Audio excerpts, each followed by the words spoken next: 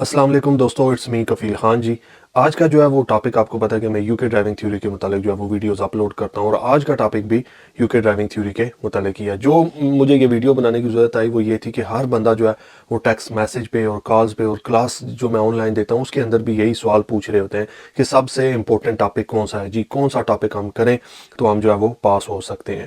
تو مجھے لگا کہ بہتر یہ ہے کہ ہر ایک کو جواب دینے کے بجائے جو ہے وہ میں ایک ویڈیو اپلوڈ کر دوں تاکہ آپ لوگوں کا کنسیپٹ کلیئر ہو جائے کہ کون سا ٹاپک یو کے ڈرائیونگ تھیوری کے اندر امپورٹنٹ ہے، کون سا ٹاپک جو ہے وہ لازمی کرنا چاہیے۔ تو آج چلتے ہیں اپنے ٹاپک کی طرف، وہ میں لیسن بھی ساتھ ساتھ ان کی پکچرز لگاؤں گا کہ جو جو ٹاپک آپ نے ریڈی کرنے ہیں۔ تو شروع کرتے ہیں کہ سب سے پہلے آپ نے یاد رکھنا ہے کہ 43 مارکس ہوتے ہیں آپ نے جو ہے وہ اپنا یو کے ڈرائیونگ تھیوری پاس کرنے کے لیے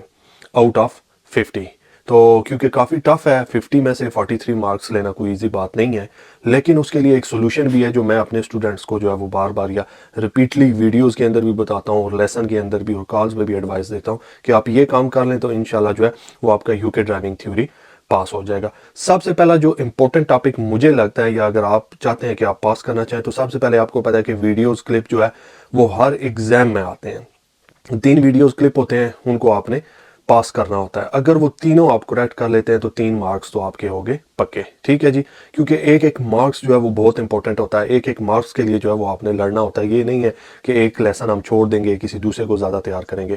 تو اب چلتے ہیں لیسنز کی طرف۔ تو لیسن سارے ہی امپورٹنٹ ہیں، لیکن اس میں چند جو بہت زیادہ امپورٹنٹ ہے وہ ڈسکس کر لیتے ہیں۔ اس میں سب سے امپورٹنٹ جو مجھے لگتا ہے، جس کے 133 کوسچن ہیں، وہ لیسن بہت امپورٹنٹ ہے۔ وہ I think motor way, roads اور سائن بورڈز کا بنا ہوا ہے، وہ جو ہے وہ چیپٹر یا وہ لیسن جس کے اندر 133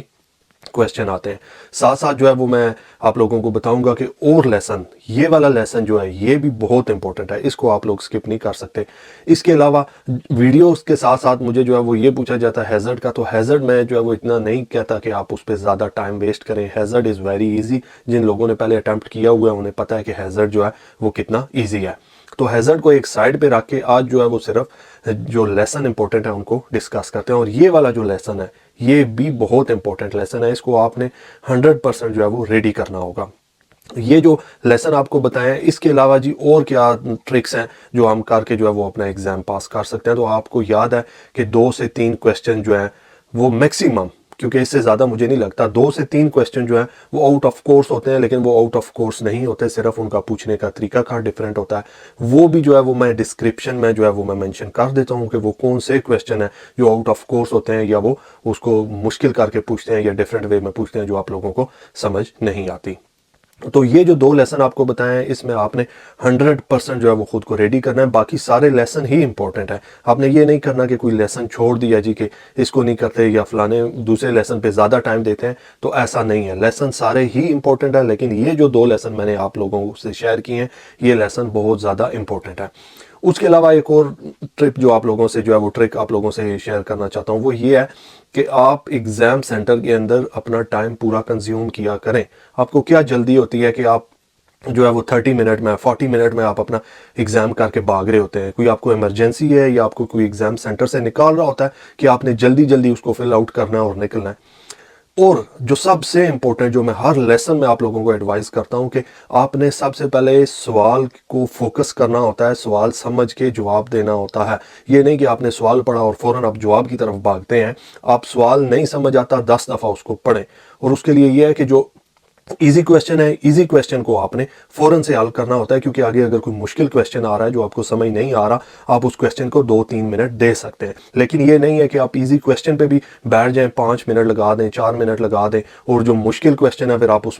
کویسچن کو جو ہے وہ سوچ میں پڑ جائیں کہ اب اس کا جواب کیا ہے۔ تو ٹرک یہی ہے کہ جب بھی جو ایزی کویسچن ہو اس کو ود ان سیکنڈ کر کے آگے نکلیں، اور اسی طرح کرتے جائیں۔ جب آپ کو لگے کہ اب یہ مشکل کویسچن آ رہا ہے تب آپ وہاں پہ رکیں،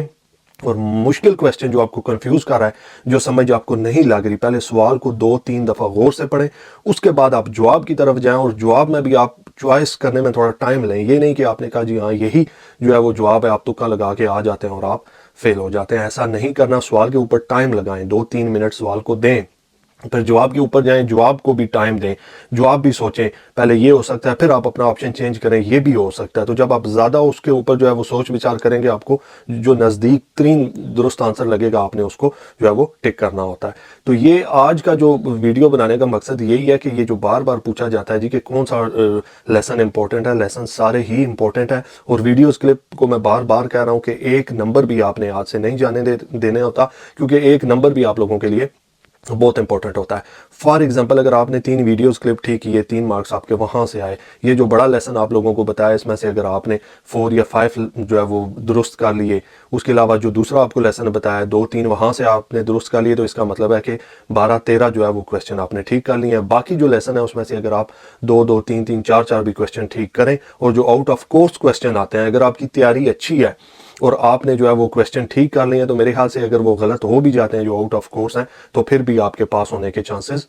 بہت زیادہ ہائی ہوتے ہیں۔ اس کے علاوہ ایک اور جو ٹاپک پر ڈسکس کرنا چاہتا ہوں وہ یہی ہے کہ جب بھی آپ نے ایگزامینیشن سینٹر میں جانا ہوتا ہے، آپ کوشش یہ کریں کہ جس دن آپ کا ایگزام ہوتا ہے، آپ نے اس دن صبح اٹھ کے سلائٹلی سا بس آپ نے جو ہے وہ اسٹڈی کرنا ہوتا ہے۔ یہ نہیں کہ آپ کا ایگزام ہے آپ سارا دن جو ہے وہ لگے رہیں اور آپ جو ہے وہ کنفیوز ہو جائیں، جو آپ کو پچھلے لیسن بھی یاد ہوں وہ بھی آپ بھول جائیں۔